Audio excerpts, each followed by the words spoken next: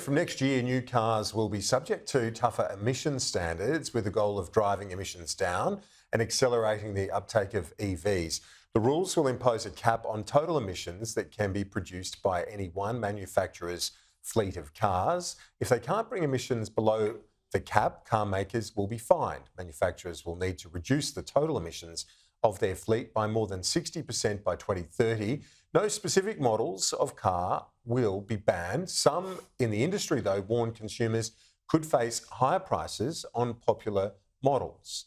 Let's bring in the National Senate leader, Bridget McKenzie, also the Shadow Minister for Transport and Infrastructure. Great to see you as always. What's your view on the government's proposed emissions standards? Yeah, well, I think we all want a cleaner fleet and cleaner air, and these sort of standards are part way of getting there. But I think once again the Albanese government has bitten off more than it can chew. It's promising more than it can actually deliver. And I think there are some serious questions about how you can drive down emissions by 60% in 6 years, Kieran, when we're looking at cars that are going to hit the road in 2027. You have to be manufacturing and thinking about those and putting import orders in now. So 60% in 6 years. The ministers are saying it's not going to impact the cost of purchasing a car. It will.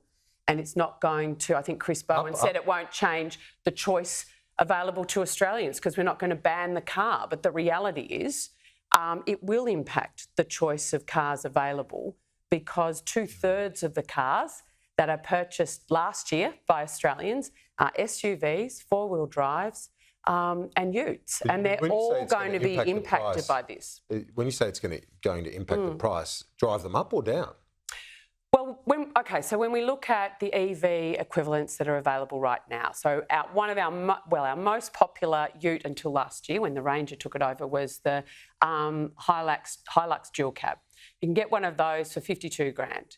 The equivalent EV ute dual cab is a Chinese model at $94,000. So whilst you may not be paying fuel excise if you go to an electric model, your family still has to find an additional $40,000 to purchase that car. But doesn't it? And that is Doesn't this drive more imports and then therefore more competition for EVs? But what it is, Kieran, the models aren't available. The models aren't available. We don't have the supply. The models aren't available to actually purchase. So when we talk about the types of cars we like to drive, so you're actually talking about the Australian public deciding they're not going to be as prudent as they usually are in their car purchases. They want the work car to also be their weekend car. We're almost Scottish en masse, where we don't want a work car and a separate weekend car. We like them to be together. And that's why 2/3 of our cars that were sold last year are four-wheel drives, utes and SUVs. So this policy is asking Australians to change fundamentally who they are and how they think about their relationship with their car. From what my reading of it is, it's going to match US standards within 4 years, emissions standards. And anyone that's been to the United States knows that they're not lovers of small vehicles. There's heaps of trucks and pickups and all sorts of things on US roads, and they've had emissions standards for 50 years. Well, I think we don't manufacture cars in this country, so incentivising manufacture is going to be quite a complex situation. So I want to see the modelling and the assumptions that have underpinned the data that they've used to come up with this policy. It is sitting on the table for a month for industry and the community to have a wider say in it. But I do think the ministers have been too cute by half by saying it's cheaper to run cars. But that's only if you're purchasing an electric vehicle. Now, low to middle income Australians, we're talking a lot about them in recent weeks, and as we should, cost of living pressures, they're not going to find a lazy additional $40,000 in the back pocket to actually purchase the same type of car they want. Don't we get better cars if the emission standards are there? If you can afford them, Kieran, if you can afford them. But aren't we at the moment a dumping ground for the dirtiest cars as opposed to lifting the standard and ensuring that manufacturers act accordingly? Well, you also need to have cutting-edge technology in your engines, the fuels you put into these things, all affect what comes out your tailgate pipe. as well. So I think the issue is the affordability. And I want to see cleaner cars, absolutely, but I want them to still be affordable and Australians to buy the cars they want. And right now, the government's saying we can do all three at the same time. You can't. It's actually impossible to get the emission profile they want over the next 6 years.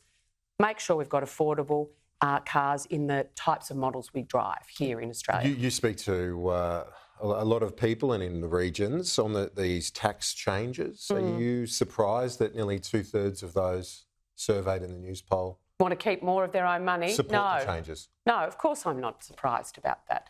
They also, 100%, I mean, news poll is news poll, but 100% of Australians hate being lied to. Right? That I can absolutely categorically say. Even if you get more dollars in the hip pocket? Well, you never trust that guy again, right? You say, thank you very much, I'll pocket that. I'll make sure I spend that money on the things that my family and my household need. I earned it after all. But 100% I'm never going to trust what you say again, mate. And that is what is happening right now. So, of course, Australians are going to say they want to keep more of what they earn. Of course they're going to say that. But they also are never going to trust their Prime Minister again on any matter.